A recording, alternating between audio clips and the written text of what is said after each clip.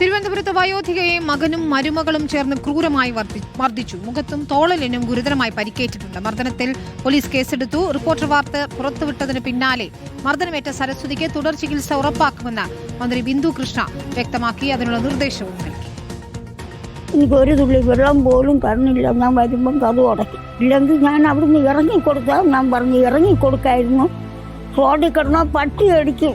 ഇല്ലെങ്കിൽ ഞാൻ റോഡിൽ ഒരു തുണിയും വിരിച്ച് കിടന്നാൽ എനിക്ക് ഒന്നും തരണ്ട, ലോണും നീ അടയ്ക്കണ്ട. പക്ഷേ എൻ്റെ ദേഹം നോവിക്കുന്നതിന് മക്കളെ, എന്നെ ദേഹം നോവിക്കരുത്.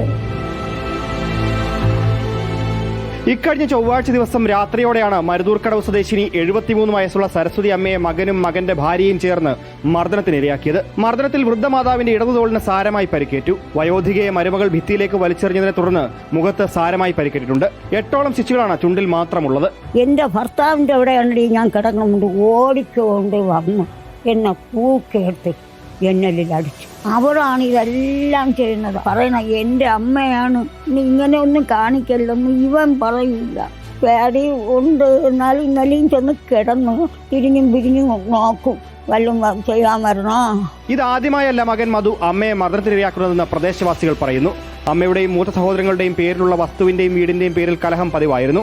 ഏറ്റവും ഇളയ മകനായ മധു കുടുംബ വീട് പണയപ്പെടുത്തി ലോൺ തരപ്പെടുത്തി വീട് നവീകരിച്ചിരുന്നു. എന്നാൽ തുക തിരികെ അടച്ചുകൊണ്ടിരുന്നത് സരസ്വതി വീട്ടുജോലി ചെയ്ത് ഒറ്റയ്ക്കായിരുന്നു. റിപ്പോർട്ടർ വാർത്ത ശ്രദ്ധയിൽപ്പെട്ട വനിതാ ശിശുക്ഷേമ വകുപ്പ് മന്ത്രി ബിന്ദു കൃഷ്ണ അടിയന്തര നടപടി സ്വീകരിക്കാൻ ബന്ധപ്പെട്ട വകുപ്പുകളോട് ഉത്തരവിട്ടു. മകനെ ഉടൻ അറസ്റ്റ് ചെയ്യാനും സരസ്വതി അമ്മയെ വീട്ടിൽ പാർപ്പിക്കാനും വേണ്ട നടപടികൾ പോലീസും ബന്ധപ്പെട്ട വകുപ്പും ചെയ്തു നൽകണമെന്ന് അറിയിച്ചു. വയോധികയുടെ ചികിത്സ പൂർണ്ണമായും ഏറ്റെടുക്കുമെന്നും മന്ത്രി വ്യക്തമാക്കി. തീർച്ചയായും പോലീസിന്റെ ഇടപെടലുണ്ടാകും. അടിയന്തരമായി പ്രതിയെ അറസ്റ്റ് ചെയ്യാൻ നിർദ്ദേശം നൽകും.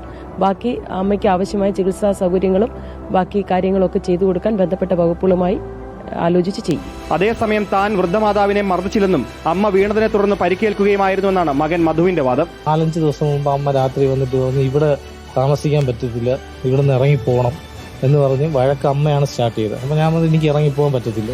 അപ്പൊ എന്റെ വൈഫിനെ അടിക്കാൻ പോകുമ്പോഴാണ്, വൈഫ് മാറിയപ്പോഴാണ് അമ്മ ഇവിടെ വന്ന് വീണത്. തുടർന്ന് പോലീസ് എത്തി വയോധികയുടെ മൊഴി രേഖപ്പെടുത്തി FIR രജിസ്റ്റർ ചെയ്തു. പ്രതിയെ ഉടൻ അറസ്റ്റ് ചെയ്യുമെന്ന് ഫോർട്ട് പോലീസ് അറിയിച്ചു. റിപ്പോർട്ടർ, തിരുവനന്തപുരം.